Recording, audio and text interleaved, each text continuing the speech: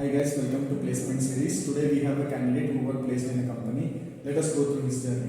So what's your name? Myself Rajkumar.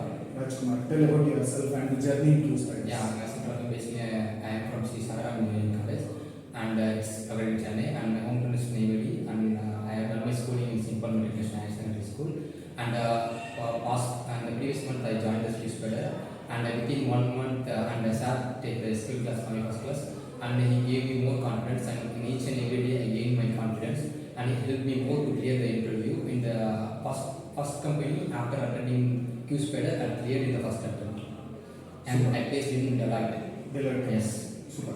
So do you have any suggestions for the candidates who are studying there? If you have any suggestions, you can tell me. Yeah, before joining QSPIDER, I attended more than 10 companies and in the final interview I lost and my confidence very more lag. I am very lagging confidence. After coming to QSPIDER, I not only technically, behavioral and everything will be increasing after because the staffs, their attitude, they give more confidence. After seeing there, I gain many more.